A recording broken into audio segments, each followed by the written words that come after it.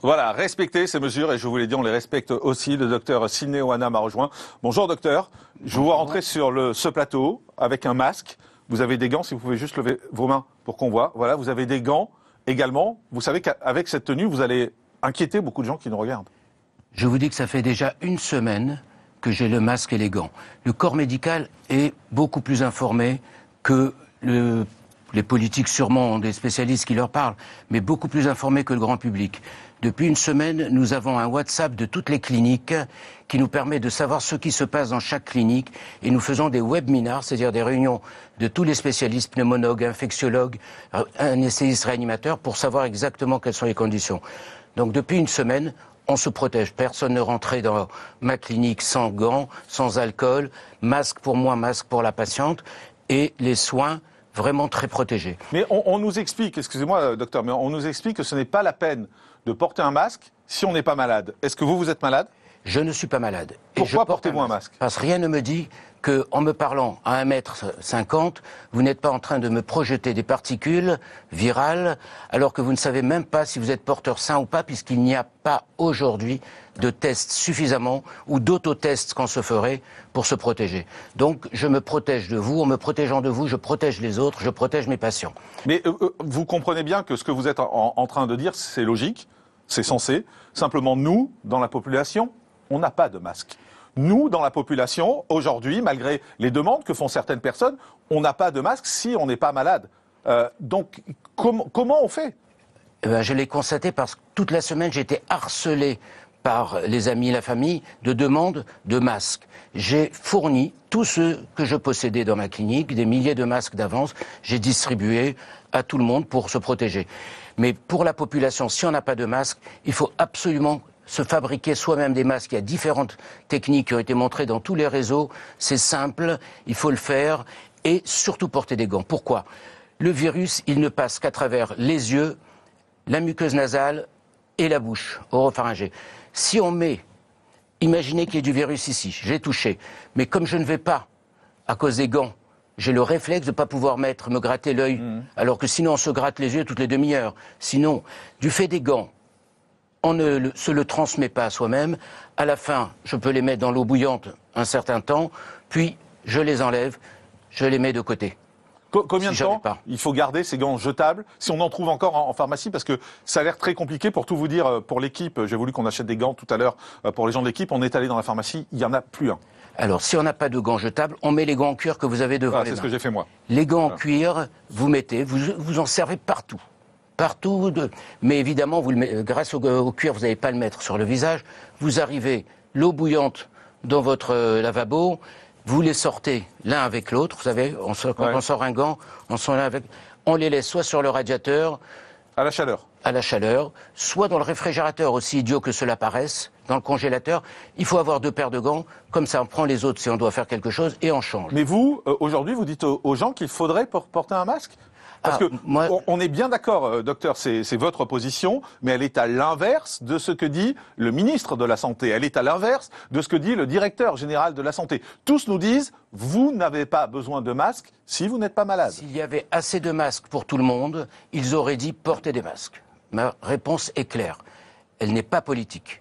Je ne suis pas un politique, je suis un médecin, je conseille. S'il y avait suffisamment de masques aujourd'hui pour tout le monde, les 15 millions qu'ils ont libérés ou je ne sais combien, ça ne suffit pas.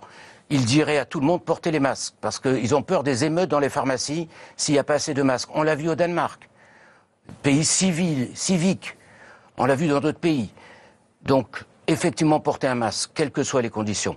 Porter une écharpe. Une écharpe autour... Vous savez, toutes les lingettes, il y a toutes les astuces pour mettre les lingettes.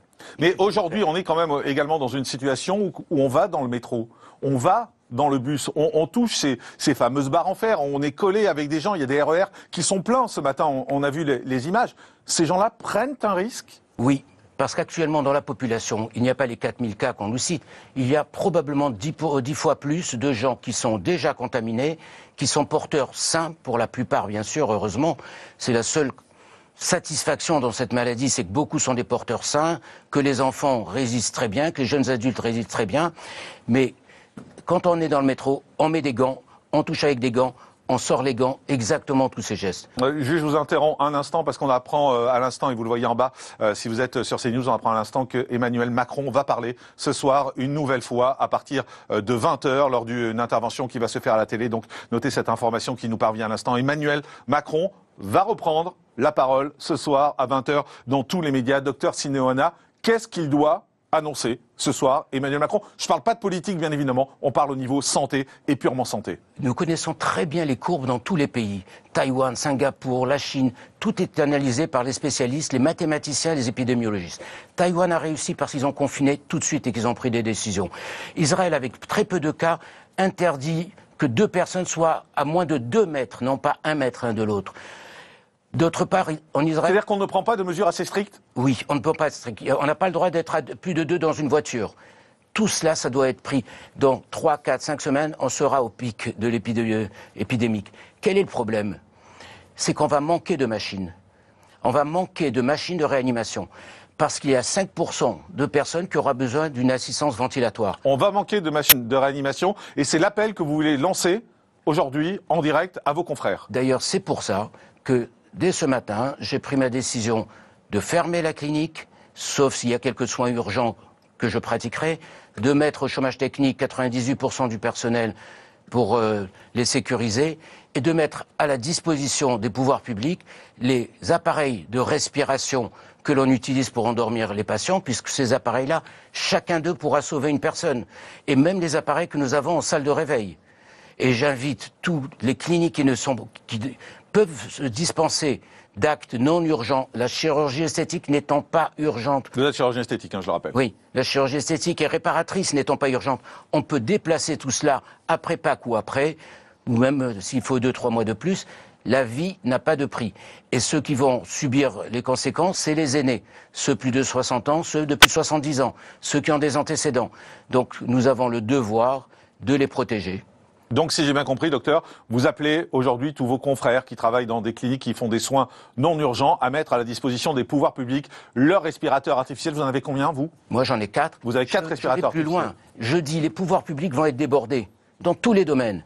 J'appelle tous les Français à, chacun à son niveau, faire un effort de solidarité.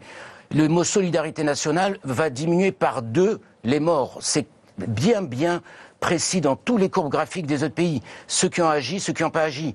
Hier, sur le Champ de Mars, je voyais tout le monde se côtoyer, les enfants. J'étais horrifié de cela. Les assesseurs qui n'avaient pas de masque et ceux qui dépouillaient moins d'1 mètre, que voulez-vous? Ce soir, Emmanuel Macron va annoncer des mesures. Il faut qu'il demande aux Français de rester chez eux totalement, de ne plus sortir. Vous êtes pour un confinement total, docteur? Si j'étais à la place d'Emmanuel Macron, j'ordonnerais un confinement total. C'est la seule façon aujourd'hui d'arrêter la progression de diminuer par 2 les morts dans les 5-6 semaines qui vont venir. Vous êtes pessimiste?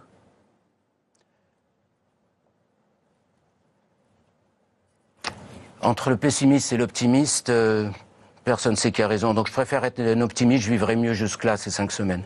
Vous savez que votre silence a été terrible. Et les secondes de silence que vous venez de faire avant de répondre à ma question, c'est terrible. Je sais. Vous avez une idée de ce qui peut se passer dans les jours qui viennent? Pour ceux qui ne sont pas informés, je peux donner les chiffres. Mais c'est terrible.